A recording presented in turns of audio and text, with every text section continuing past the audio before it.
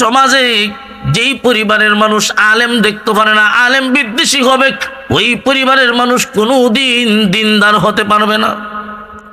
আর যদি দেখা যায় আলেমকে মহব্বত করে, আলেমকে বড় ভালোবাসে, ওই মানুষটা যেমনই হোক আল্লাহ ওয়ালাকে দেখতে পারে, আলেমকে পছন্দ করে, মহব্বত করে, মহান আল্লাহ ওই পরিবারে তার সন্তান অথবা তার ছেলের দিক দিয়া নাতি অথবা মেয়ের দিক দিয়া নাতি, ওই বংশে মহান আল্লাহ আলেম পয়দা করে দিবেন, দিনদার পয়দা করে দিবেন।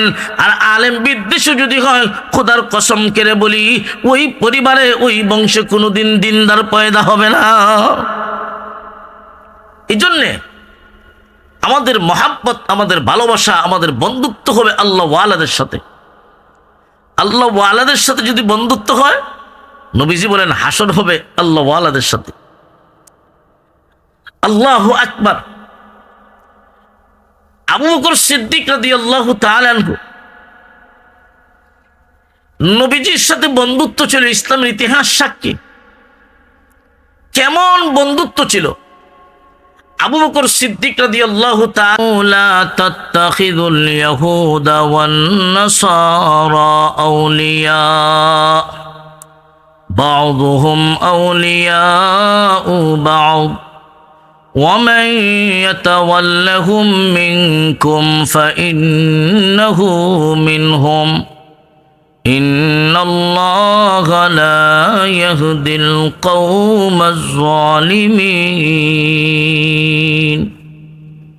আল্লাহ পাক রব্বুল আলামিন বলেন, হে দুনিয়ার ঈমানওয়ালারা, লা তাত্তাখিযুল ইয়াহুদা ওয়ান নাসারা আউলিয়া, হে দুনিয়ার ঈমানওয়ালারা, তোমরা ইহুদি খ্রিস্টানদেরকে বন্ধু বানাইও না, কারণ তারা একে অপরের বন্ধু, তারা ইহুদি খ্রিস্টান একে অপরের বন্ধু। বা'দুহুম আউলিয়াউ বা'দ, তারা একে অপরের বন্ধু। ইহুদি খ্রিস্টান কখনোই মুসলমানের বন্ধু হতে পারে না। ইহুদি খ্রিস্টান ইসলামের চিরন্তন দুশমন, আগেও যেমন ছিল এখনো আছে। ইহুদি খ্রিস্টান মুসলমানের শত্রু, মুসলমানের বন্ধু হতে পারে না। আরেকটা কথা ভালো করে মনে রাখবেন, ইহুদি খ্রিস্টান তোমাদের সাথে বন্ধুত্বপূর্ণ আচরণ করবে তখনই যখন তোমরা মুসলমান তাদের কালচার গ্রহণ করবে।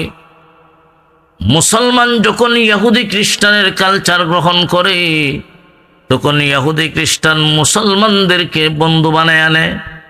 আল্লাহ পাক রব্বুল আলামিন কোরআনের এক আয়াতে ঘোষণা করেন, ওয়ালান তারদা আনকাল ইয়াহুদু ওয়ালান নাসারা হাত্তা তাত্তাবিআ মিল্লাতাহুম। আল্লাহ পাক রব্বুল আলামিন বলেন, ইহুদি খ্রিস্টান কখনোই তোমাদের প্রতি সন্তুষ্ট হবে না। ওয়ালান তারদা আনকাল ইয়াহুদু ওয়ালান নাসারা হাত্তা তাত্তাবিআ মিল্লাতাহুম।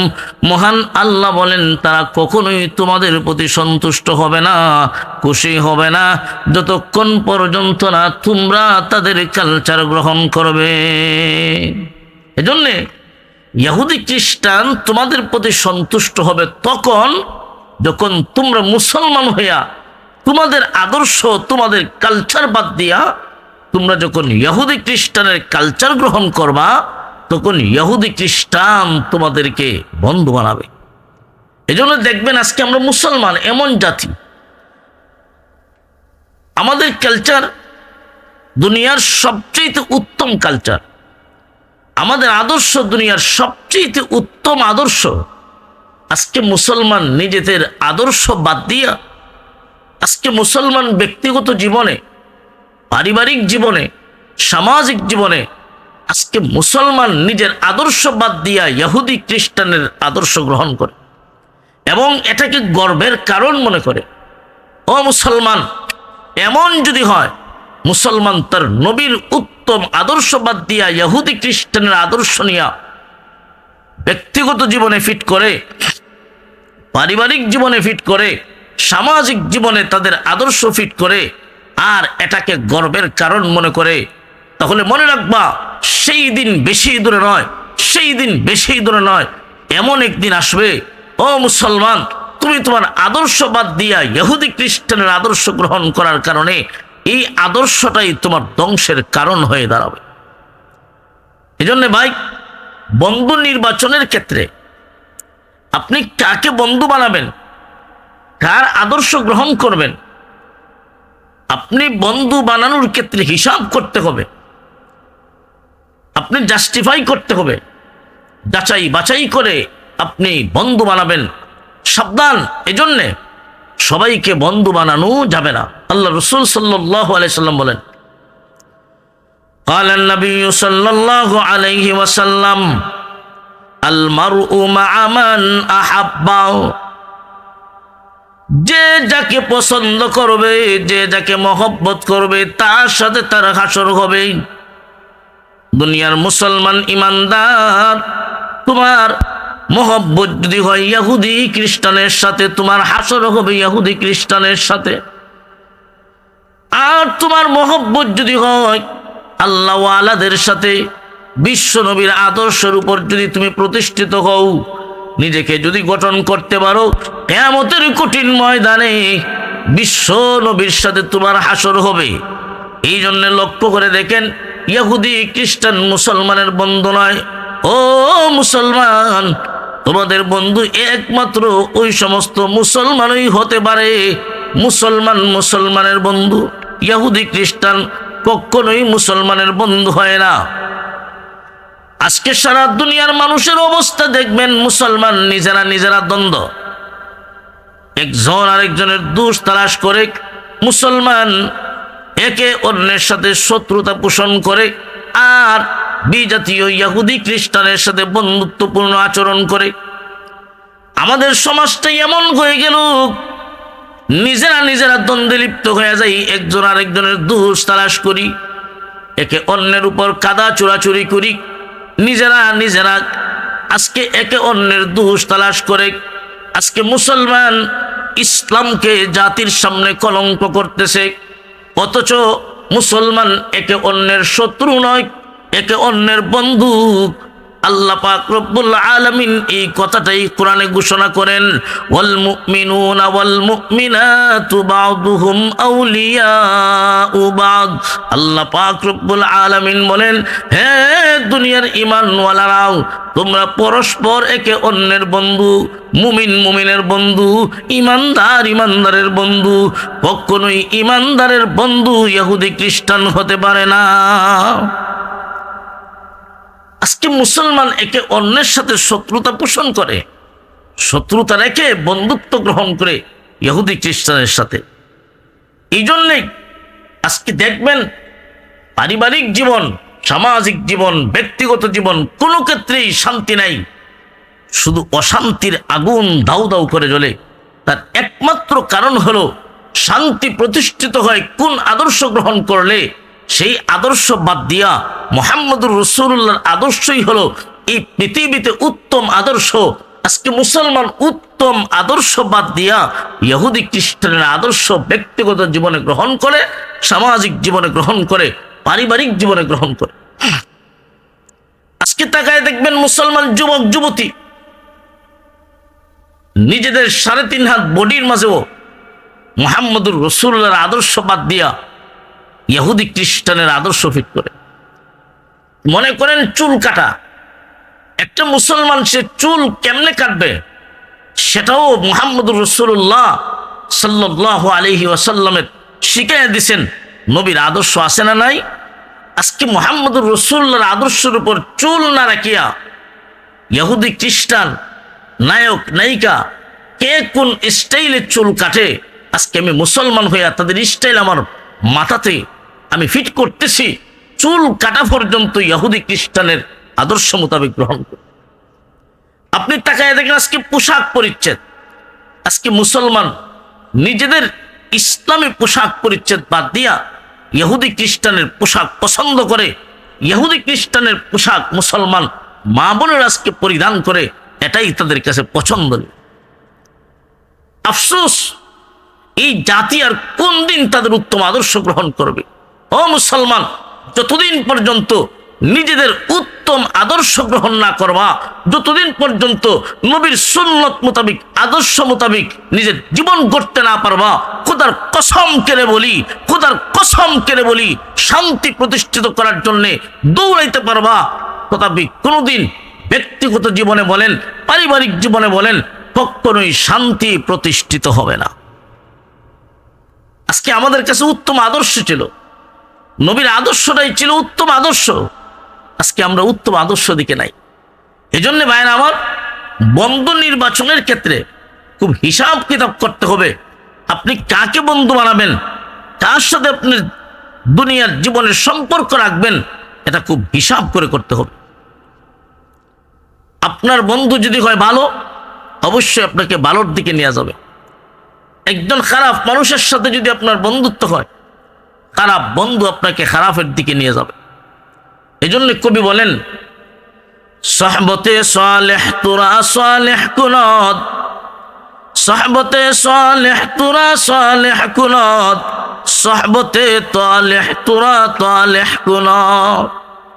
তার বাংলা অর্থ হলো, সৎ সঙ্গে স্বর্গবাস আর অসৎ সঙ্গে সর্বনাশ। আপনার বন্ধু যদি সৎ হয়, আপনাকে ভালোর দিকে, জান্নাতের দিকে নিয়ে যাবে। আর যদি বন্ধু নির্বাচনের ক্ষেত্রে ভুল করেন, খারাপ বন্ধুর সাথে উঠা বসা করলে একদিন না একদিন আপনাকে খারাপ বানিয়ে ফেলবে। আল্লাহ ওয়ালাদের সাথে যদি আপনার বন্ধুত্ব হয়, তাহলে হাসর হবে আল্লাহ ওয়ালাদের সাথে। নবীজি বলেন, আল মারউ মা'a মান আহাব্বা, যে যাকে ভালোবাসবে তার সাথে তার হাসর হবে।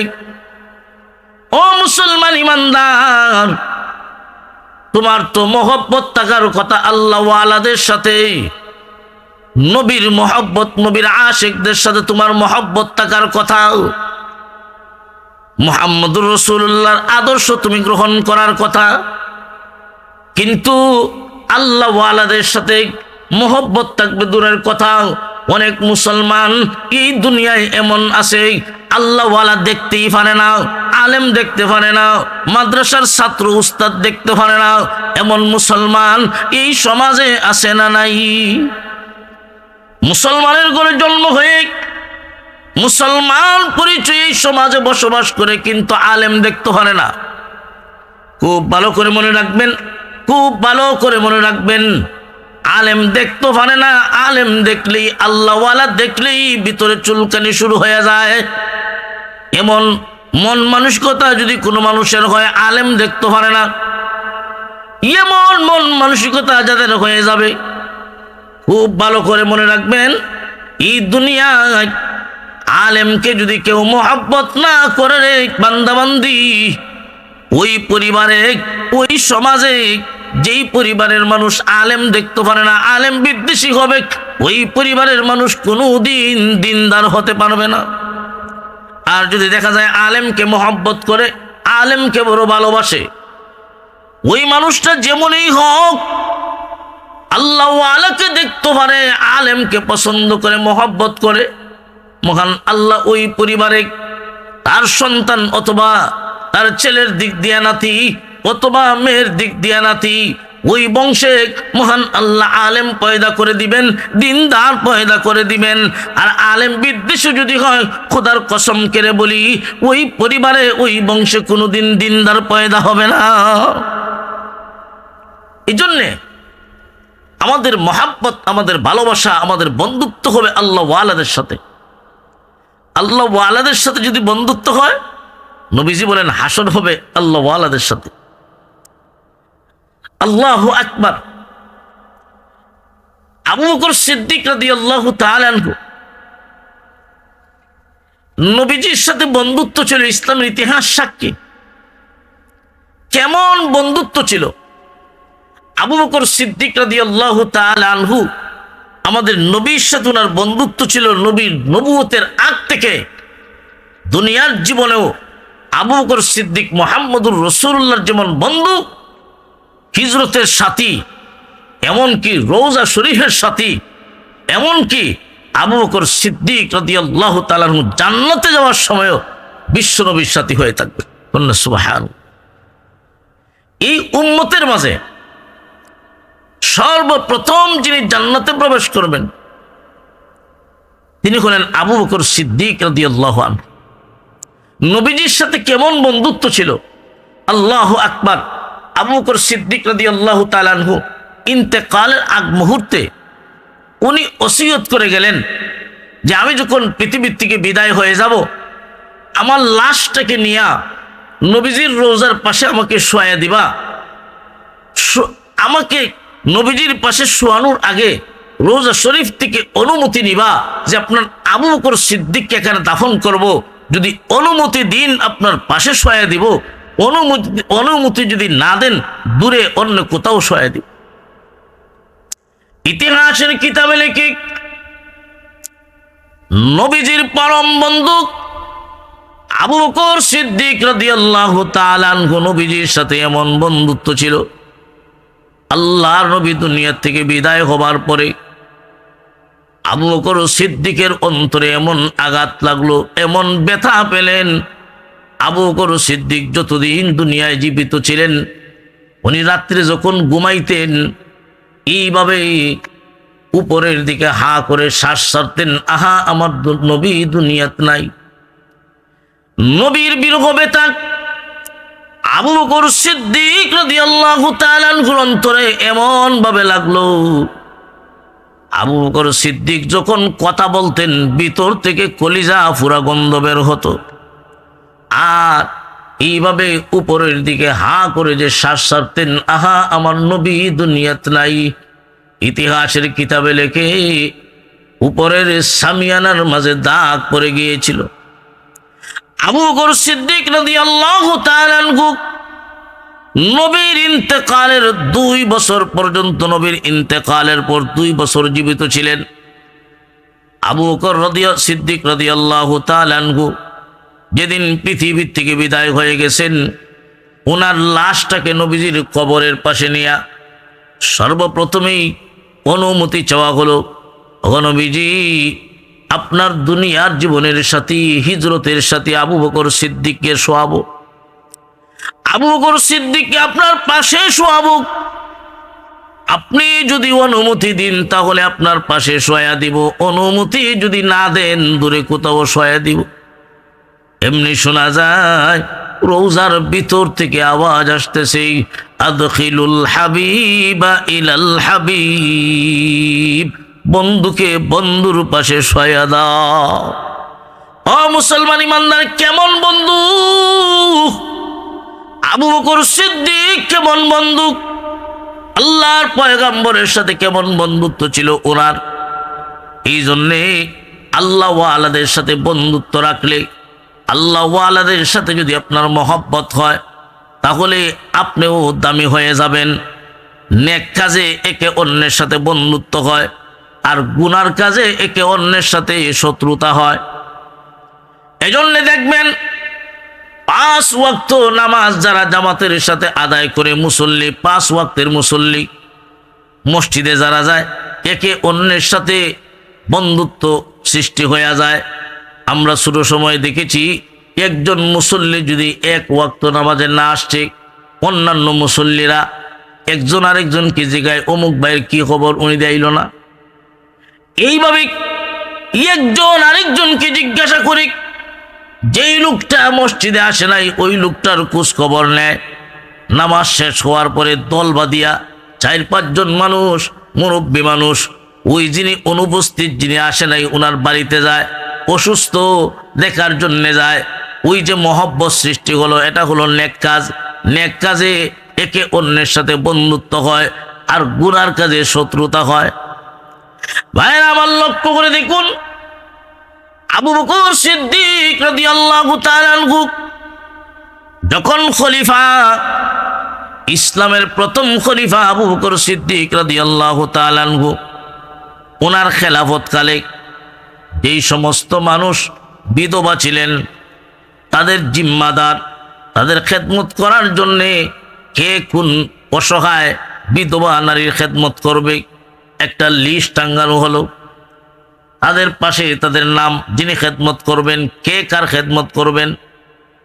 ওই বিধবা মহিলা, অসহায় মহিলার পাশে ওনার নামটা লেখা ছিল, কিন্তু একজন মহিলা, তার নামের সাইটে কোনো নাম নাই। কার খেদমত কে করবে, ওনার নামের পাশে তো কোনো নাম নাই। আবু বকর সিদ্দিক রাদিয়াল্লাহু তাআলা আনহু তখন খলিফা। ওই সময় উমর রাদিয়াল্লাহু তাআলা আনহু উনি দেখতেছেন ওই মহিলা যার সাইটে ওনার খেদমত কে করবে ওনার নাম তো লেখা নাই। মনে মনে ভাবলেন, ওই বিধবা মহিলার খেদমত আমি করব, তার ঘরের কামকাজ আমি করে দিব, তার খেদমত করে আমি নিজেকে ধন্য করব। ওমর রাদিয়াল্লাহু তাআলা আনহু সিদ্ধান্ত নিলেন, ওই বিধবা অসহায় মহিলার খেদমত আমি করব। গভীর রজনীতে ওমর রাদিয়াল্লাহু তাআলা আনহু ওই মহিলার বাড়িতে গিয়ে দরজায় কটকট করে আওয়াজ দিছেন, মা, ঘরে কেউ আসেন গো, কে আপনি? আমি আপনার খেদমত করার জন্য আসছি। আপনার কি প্রয়োজন? পানির প্রয়োজন হলে বলেন, আমি আপনার পানির মস্কটা ভরে দিব। এমনি ঘরের ভিতর থেকে মহিলা ডাক দিয়া কয়, না, আমার খেদমত তো হয়ে গেছে, আমার পানির মস্ক ভরে দিয়া গেছেন। প্রতিদিন যিনি আমার খেদমত করেন তিনি তো দিয়া চলে গেছেন। ওমর রাদিয়াল্লাহু তাআলা আনহু মনে মনে ভাবতেছেন, কে উনি? ওনার খেদমত কে করবে? নাম তো লেখা নাই, কে খেদমত করলো? ওমর রাদিয়াল্লাহু তাআলা আনহু মনে মনে ভাবতেছেন, না, আমি আরেকটু আগে আসব। ওমর রাদিয়াল্লাহু তাআলা আনহু পরের দিন আরেকটু আগে আসলেন, জিজ্ঞাসা করলেন, মা, আমি আপনার খেদমত করতে আসছি, কি প্রয়োজন আমাকে বলুন, আমি আপনার পানির মস্কটা ভরে দেই। ওই দিনও মহিলা বলতেছে, না, আজকেও তো উনি আমার খেদমত করে চলে গেছেন। ওমর রাদিয়াল্লাহু তাআলা আনহু মনে মনে ভাবতেছেন, কে উনি? আমি চাইলাম খেদমত করব, আমার আগে উনি খেদমত করেন, কে উনি? মনে মনে ভাবতেছেন আর কল্পনা করতেছেন, আমি দেখব ওই লোকটা কে আমার আগে আগে ওই মহিলার খেদমত করে চলে যায়। ওমর রাদিয়াল্লাহু তাআলা আনহু খুব ভোরবেলায় ফজরের আগ মুহূর্তে চাদর মুড়ি দিয়া মুখটা ঢাকে একটি ঝুপড়ির ভিতরে উনি বসে আছেন। উনি দেখবেন ওই লোকটা কে, ওই মহিলার খেদমতের জন্য হাজির হয় উনি কে। এমনি তাকায় দেখতেছেন চাদর দিয়া মুখটা ঢাকা একটা লোক ওই মহিলার খেদমতের জন্য ওনার কাছে আসছে, ওনার ঘরে আসছে। উমর রাদিয়াল্লাহু তাআলা আনহু মনে মনে ভাবতেছেন, নিশ্চয় উনি কোনো মানুষ নয়, কোনো জিন্নাত হবে, এই মহিলার খেদমতের জন্য আসছে, কোনো জিন্নাত হবে। মনে মনে ভাবতেছেন, এরপরও মনে মনে সাহস নিয়ে বলতেছেন, দেখবো এই জিন্নাতটাকে। কারণ ওমর তো শয়তান জিন্নাতকে ভয় পায় না। উমর রাদিয়াল্লাহু তাআলা আনহু উনি তাকায় আছেন, উনি ধরবেন আজকে এই খেদমত কার, কোনি কে খেদমত করে ওনাকে দেখবেন। চাদর দিয়া মুখটা ঢাকা ওমর রাদিয়াল্লাহু তাআলা আনহু পেছন দিক থেকে আইসা এইভাবে চাপ দিয়া জড়াইয়া ধরলেন। কে পরিচয় নিবেন, এইমাত্র চেহারার উপর থেকে চাদরটা সরাইলেন, এমনি তাকায়া দেখেন উনি আর কেউ নয়, আমিরুল মুমিনিন আবু বকর সিদ্দিক। আবু বকর সিদ্দিক রাদিয়াল্লাহু তাআলা আনহু ইসলামের প্রথম খলিফা। আবু বকর সিদ্দিক খলিফা হয়ে ওই মহিলার খেদমত করেন। তখন ওমর রাদিয়াল্লাহু তাআলা আনহু কপালে তাবা দিয়া বলেন, হে আবু বকর, আমার মা আমাকে কেন জন্ম দিল? জীবনে কোনো দিন নেক আমলে আমি তোমার চাইতে আগে যেতে পারি নাই। এই ছিল বন্ধুত্ব আবু বকর এবং ওমর রাদিয়াল্লাহু তাআলা আনহু। নেক আমলে প্রতিযোগিতা, কে খেদমত করতে পারে। নেক আমলে প্রতিযোগিতা করা জায়েজ, আর খেলাধুলায় গুনার কাজে প্রতিযোগিতা করা হারাম। প্রতিযোগিতা, নেক আমলে প্রতিযোগিতা করা জায়েজ আছে, আর খেলাধুলায় প্রতিযোগিতা করা হারাম। নেক আমলে বন্ধুত্ব হয় আর গুনার কাজে শত্রুতা হয়। আবু বকর সিদ্দিক রাদিয়াল্লাহু তাআলা আনহু, এদের মর্যাদা এমন হয়ে গেল, আল্লাহু আকবার, আল্লাহু আকবার। আবু বকর সিদ্দিক রাদিয়াল্লাহু তাআলা আনহু এবং হযরত উমর রাদিয়াল্লাহু তাআলা আনহু, এই দুজনের মর্তবা কেমন, দুজনের মর্তবা কেমন। একদিন জিবরাইল আলাইহিস সালাতু ওয়াস সালাম এসে আল্লাহর পয়গম্বরকে বলেন, ও আল্লাহর পয়গম্বর, আমাকে একটু অনুমতি দিন, সময় দিন, আমি একজন সাহাবীর প্রশংসা করব, আপনার একজন সাহাবীর প্রশংসা করব। এই সাহাবীর নাম হযরত উমর ইবনুল খাত্তাব। আল্লাহ রাসূল বলেন, ঠিক আছে, সময় দিলাম 1 ঘন্টা। জিবরাইল বলেন, না, 1 ঘন্টায় হবে না। 2 ঘন্টা দিলাম, না, হবে না। আল্লাহ রাসূল বলেন, 1 দিন সময় দিলাম। জিবরাইল বলেন, না, 1 দিন সময়ও হবে না। আবার অনুমতি চাইলেন, ইয়া রাসূলুল্লাহ, ইয়া হাবিবাল্লাহ, আমাকে সময় দিন, আমি আপনার সাহাবীর প্রশংসা শুরু করব। আল্লাহর রাসূল বলেন, 1 দিন দিলাম, 2 দিন দিলাম, হবে না। 1 সপ্তাহ দিলাম, হবে না। 1 মাস দিলাম, হবে না। 1 বছর দিলাম, হবে না, হবে না। এমনি জিবরাইল আলাইহিস সালাতু ওয়াস সালাম বলেন, ইয়া রাসূলুল্লাহ, ইয়া হাবিবাল্লাহ, আল্লাহর নবী গো, আপনি যদি আমাকে এই পরিমাণ সময় দিতে পারেন, পয়গম্বর নূহ আলাইহিস সালাতু ওয়াস সালাম যে পরিমাণ সময় লাগায়া কালেমার দাওয়াত দিয়েছেন, 960 বছর বয়স, 960 বছর পর্যন্ত যদি সময় দিতে পারেন, তাহলে দেখতে পারি আমি জিবরাইল আপনার সাহাবী উমরের প্রশংসা শুরু করা যায় কি। সুবহানাল্লাহ, কেমন প্রশংসার অধিকারী উমর ইবনুল খাত্তাব রাদিয়াল্লাহু তাআলা আনহু। তো ভাই, বলতেছিলাম, নেক আমলে একে অন্যের সাথে বন্ধুত্ব হয় আর গুনার কাজে একে অন্যের সাথে শত্রুতা হয়। সাহাবায়ে কেরাম নেক আমলে প্রতিযোগিতা করতেন, কে কার চাইতে আগে যেতে পারে, কে কার চাইতে আগে যেতে পারে। কিন্তু আজকে আমরা খেলাধুলায় গুনার কাজে প্রতিযোগিতা করি, কে কার চাইতে আগে যেতে পারে, ঠিক না বেটি?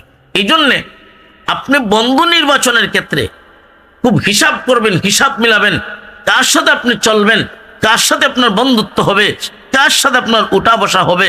কারণ আপনি যার সাথে মহব্বত রাখবেন, হাসরের মাঠে তার সাথে আপনার হাসর হবে। আল্লাহ পাক রব্বুল আলামিন আমাদের সবাইকে আল্লাহ ওয়ালা নেককার মানুষের সাথে বন্ধুত্ব রাখার তৌফিক দান করুক। সকলে বলুন আমিন। ওয়া আখিরু দাওয়ানা আনিল